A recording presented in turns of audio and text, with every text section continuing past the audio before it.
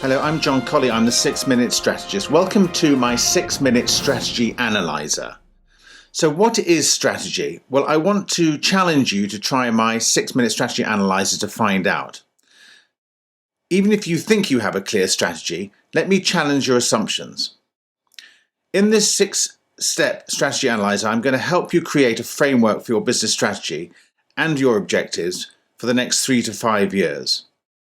And these are the 6 steps that I'm going to walk you through. Now, in addition, at the end of the presentation, there is a worksheet that you can download from my website, and I'll give you the link for that at the end, and you can then work through the exercise yourself. So let's start by asking 3 questions. Where are you now? Where do you want to get to? And how are you going to get there? Now, taking a 3 or 5 year perspective, or indeed any time frame that suits your agenda, you need to be asking yourself these questions. Let me give you a definition of business insanity. Doing the same thing this year as you did last year and expecting a different result. If you're going to set a clear direction for your strategy, you're going to have clear and measurable objectives. And you're going to have to take action to make those objectives happen. And just doing the same thing isn't the answer. So let's start by looking at step 1. And I've got 3 questions to ask you, and you need to put these into the worksheet. Firstly, what were last year's revenues? Secondly, what were last year's profit before tax? And thirdly, how many employees did you have at the end of the year? And you can see there's the analyzer, and you need to fill in the 3 green boxes on the screen.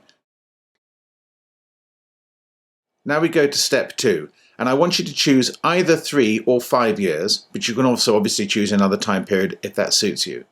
I want you to forecast your revenues, your profit before tax, and the number of employees you'll have at the end of that period.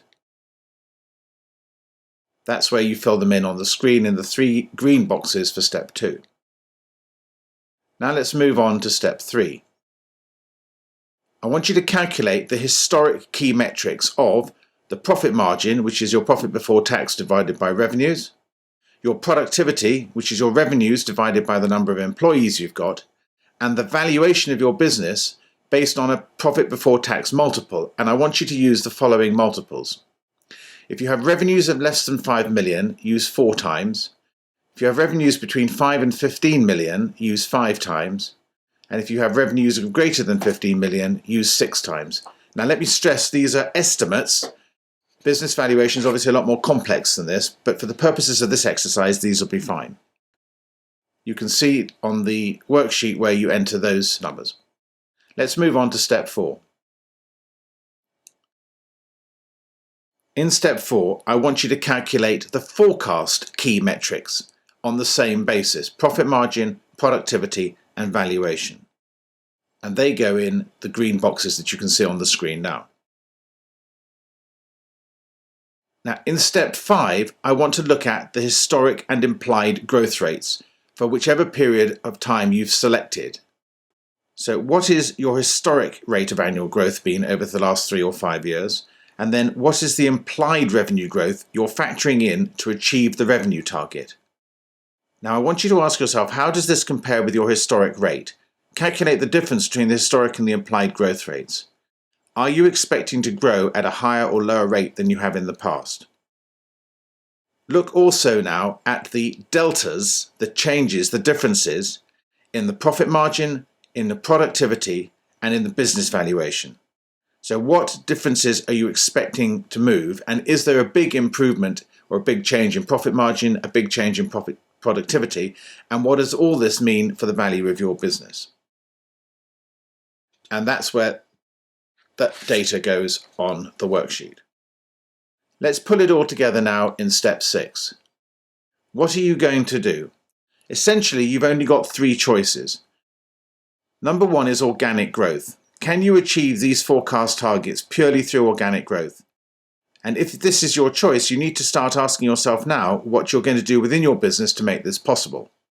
Secondly, if the differences are too great, you're going to need to make an acquisition, or maybe more than one acquisition. And thirdly, if you want to accelerate your growth but you don't want to make an acquisition, it's likely you're going to need to raise additional capital.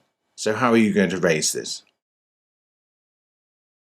And you can see at the bottom of the worksheet, that's where you make your choice. Now, I want you to go back and start challenging your own assumptions over this time period. Or maybe you should swap it around. If you did 3 years, do 5 years. Are the assumptions underlying your worksheet realistic? And are they achievable? Maybe you should look at some alternative scenarios and test those. In any event, you need to start thinking what you're going to do today to achieve the objectives that you've implied by your forecasts in the worksheet. Let me just give you one little tip and one comment on valuation. The multiple that you sell your business for can be as great, if not a greater factor in creating capital value for your shareholders than just the level of profits. So your planning should build in some sort of plan to make your business not just more profitable, but more valuable, i.e., a business that a buyer is likely to want to pay a higher multiple for. You can find the worksheet, which is a PDF embedded on my blog at jbdcolley.com/SA. So the question I've got for you is, can I help you today? If you want a more comprehensive strategic analysis, then contact me. You can email me john@jbdcolley.com, and you can call me on my UK cell phone, and the number is on the screen. So I hope you found that really helpful, and it provides you with a tool to help your business today.